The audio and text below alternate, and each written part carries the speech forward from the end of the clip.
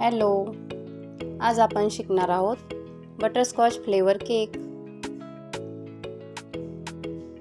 Butterscotch flavour cake टेस्टला एकदम छान असतो, त्यामुळे आजच्या व्हिडिओमध्ये आपण बटरस्कॉच फ्लेवर केक तयार करायला शिकणार आहोत।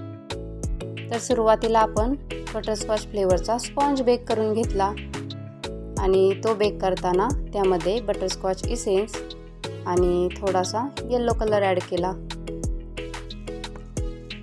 स्पॉन्जचे सेम लेयर कट करून घेतले। सुरुवातीला बेसला क्रीम लावून त्यावर पहिली लेयर ठेवली आणि त्यामध्ये थोडेसे शुगर सिरप ॲड केले।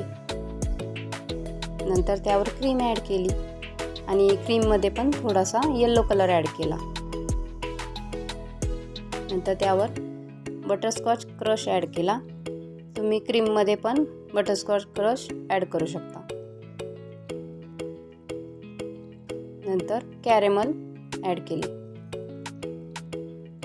अशा प्रकारे केकच्या कट केलेल्या सर्व लेयर मांडून त्यामध्ये शुगर सिरप, बटरस्कॉच क्रश आणि कॅरेमल ॲड करून केकच्या सर्व लेयर तयार केल्या।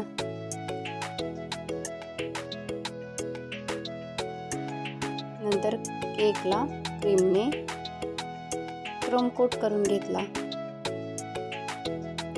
आणि लास्ट फिनिशिंगसाठी पायपिंग बॅगचा वापर केला। इथे मी केकचं फायनल फिनिशिंग करण्यासाठी व्हाईट क्रीमचा यूज केला आणि रॅपर आणि ब्रशच्या मदतीने केकला मी फिनिशिंग केलं।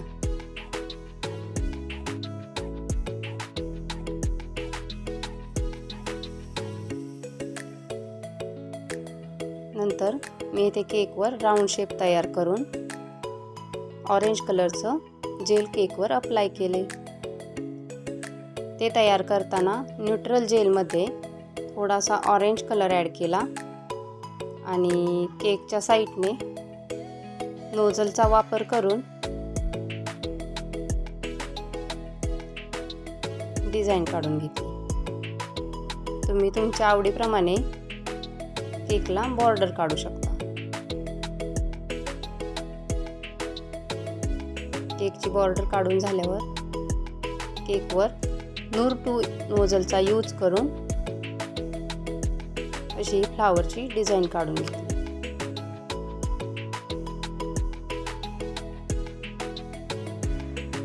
नंतर या फ्लावरवर चेरी लावली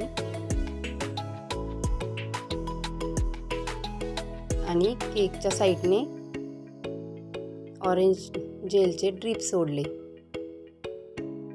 आणि हे ड्रीप सोडताना पायपिंग बॅगचा यूज केला, त्यामुळे हे ड्रीप एकदम व्यवस्थित सोडले जातात आणि त्यामुळे केकचा लुक पण एकदम छान वाटतो।